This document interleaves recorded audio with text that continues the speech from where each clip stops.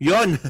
So, kamusta po mga ka-Streetwise? Ako po si Takeru Miyamoto at welcome po sa aking munting channel. So, mga kababayan, sobrang bad strategy po talaga ang ginawa ng mga Diskaya kung bakit po sila ay nakakulong po ngayon.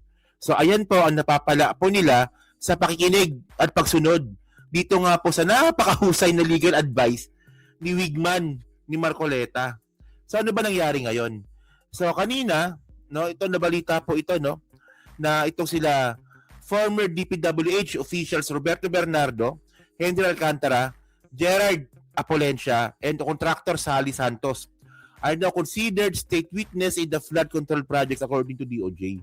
Oo. So, tandaan po natin mga kababayan no, na isa sa mga rason kung bakit po sila napagbigyan para po maging state witness sa ibang mga kaso nga po ng flood control dahil sila po ay nagbalik or nag-restitute na mga sinasabi nga pong nanakaw.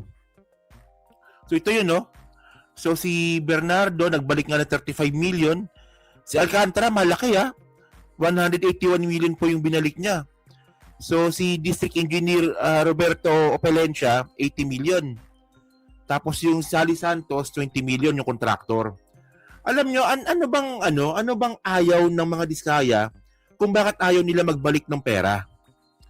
At anong pakialam dito ni Marcoleta? Di ba? So ngayon to, hanapin ngayon natin to, no, bada? Search natin, no.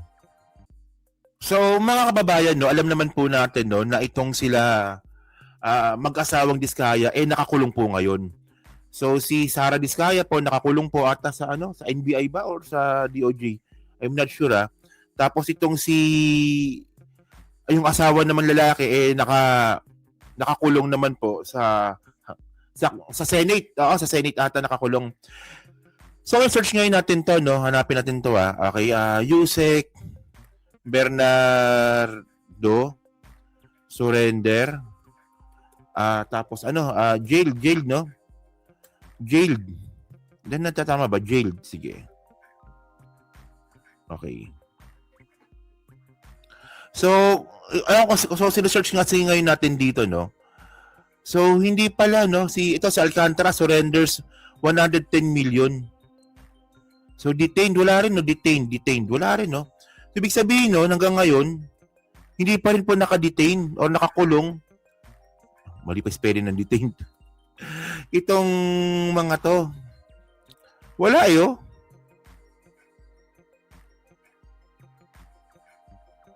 O, yung si Bernardo, tinandaw. Ito, meron dito. Ay, wala. Fake news to. Fake news yan. So, wala.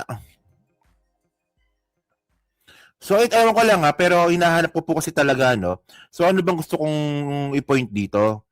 So, ngayon nga po, no, alam naman po natin na itong mag-asawang Diskaya po ngayon ay nakakulong. Tapos yung lalaki naka-detained.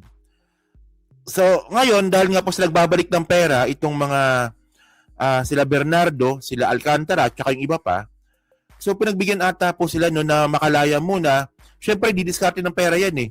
Si Alcantara ata, nagbenta ata ng gamit, no? Ng ari-arian. Ganoon din po si Yusek Bernardo. So, siyempre, paano ba naman sila makapagbalik ng pera kung sila po yung nakakulong? Diba? So, anong gusto ko sabihin dito? Alam nyo kasi mga kababayan, no? Ang mga Diskaya maraming alam yan. At kaya na po nilang ituro ang mga senador at mga congressman na sangkot po dyan sa flood control scandal po na yan. So ito po yung pinipigilan po ngayon ni Marcoleta. O ngayon, sa pakikinig ngayon ng mga Diskaya kay Marcoleta, ngayon anong ending? Sila yung nakakulong ngayon. O samantalang itong mga ibang mga individual na hindi po nakinig kay Marcoleta, sila po nakalaya po ngayon at ngayon, state witness pa. Alam nyo kasi ang maganda kasi dito dapat mga ka-streetways, no?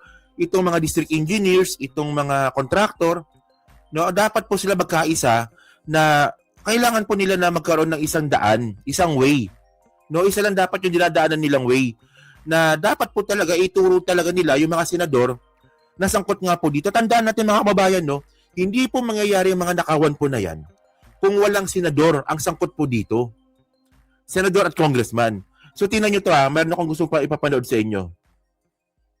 Ganito po ipagtanggol ni Marcoleta ang mga yaman na ninakaw po ng mga Diskaya. Tingnan nyo to. Secretary, A couple of days ago, in the last hearing when you were here, we somehow settled the issue that restitution is not a requisite for an applicant to the WPP. Is that correct? It's not in the law.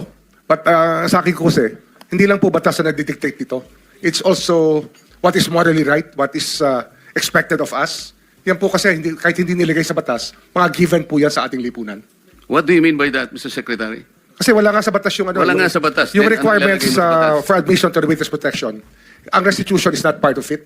Yes, it is not. Oh, pero hindi ho nangangahulugan na hindi namin pwede i-layout yan depending on the case. Mr. Secretary, I am still in the stage where a particular applicant wishes to apply under that program. And there is a process. Alam niyo, no, ako po mga kababayan, no, nagtataka talaga kay Marcoleta, no. Bakit pinipigilan niya na mag-restitute itong mga diskaya? So itong mga diskaya naman, tatanga-tanga, naniwala naman. Oh, kasi ang point natin dito mga kababayan, no, ang pagbibigay po ng Witness Protection Program at saka ng state witnesses nga po, ang pag-grant po niyan, sa DOJ po yan. So syempre may mga guidelines po yan at mga kababayan, kung gusto po ng DOJ na mag-restitute sila, wala pong magagawa ang ibang senador dito. Kasi po, under ng jurisdiction po nila yan.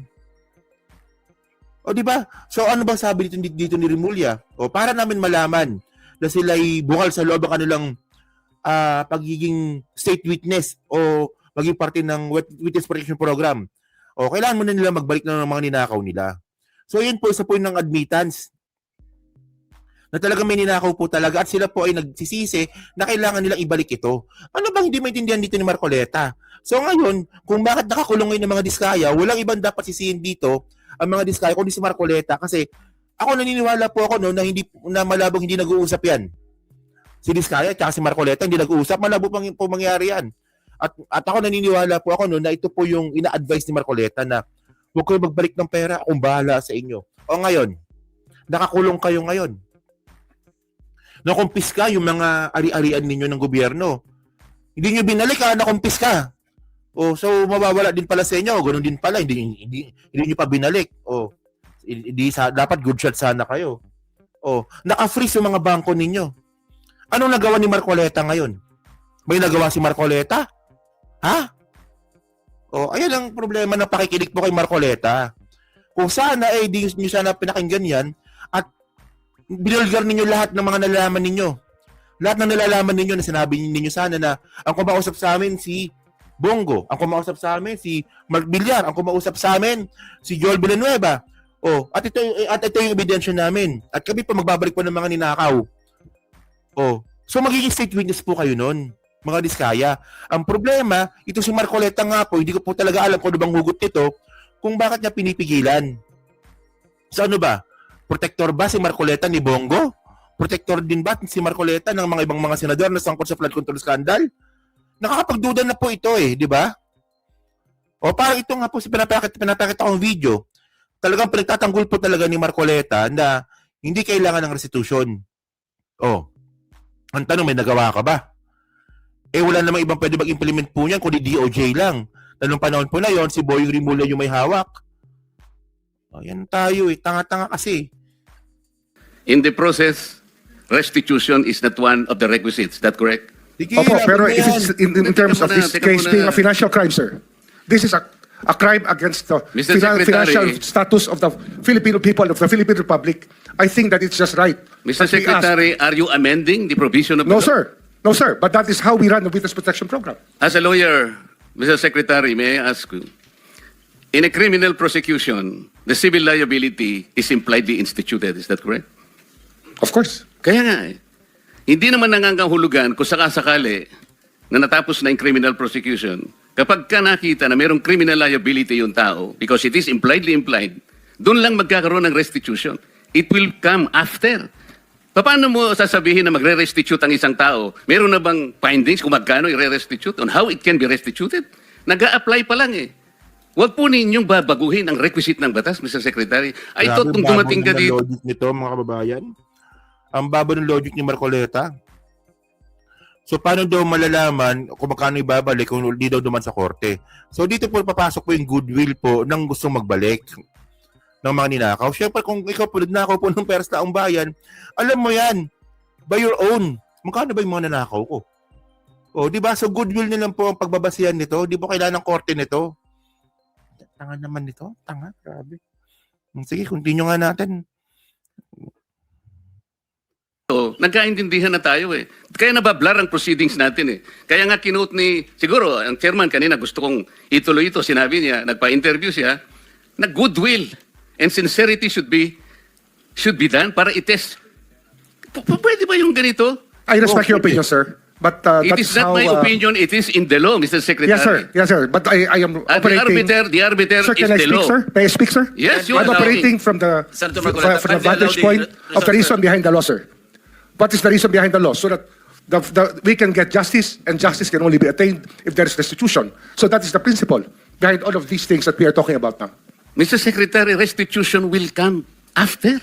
It cannot be. So it can come before or after, sir. It can come before. or You after. cite the law that it come before. Wala nga po sa batas eh. Yay!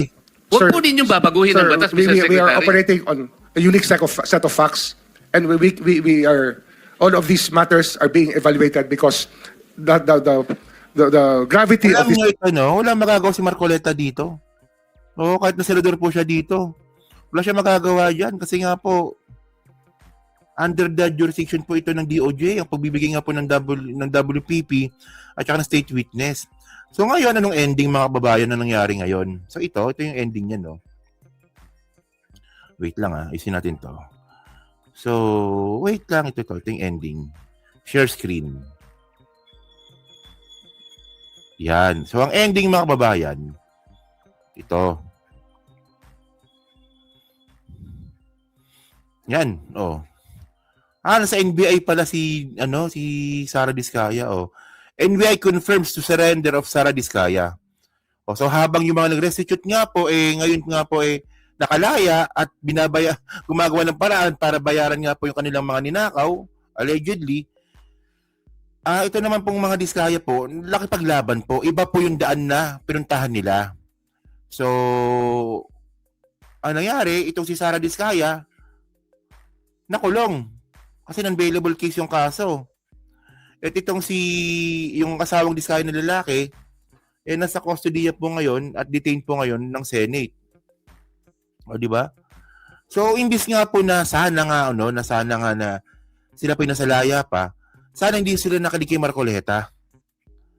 Ayun ang point natin dito. Kung di po kayo nakalik kay Marcoleta, ako po, mas maganda po sana, kung di sila nakalik kay Marcoleta, malamang, sila po ngayon sa laya na, ito mga nakumpiska po na mga ari-arian po sa mga Diskaya po, yung malamang, hindi yan nakumpiska, kundi sinurrender po nila. O, di ba? At ituro po nila kung sino yung mga senador na masangkot dito. Kasi, for example, itong sila Henry Alcantara at saka si Yusek Bernardo, nagturo po sila ng mga senador na sangkot. Di ba tinuruan nga nila si Kiss Di ba si Kiss, si Joel, si Bongo, di ba? Si Mark Villar. So ganoon din po dapat ang ginawa po ng mga Diskaya.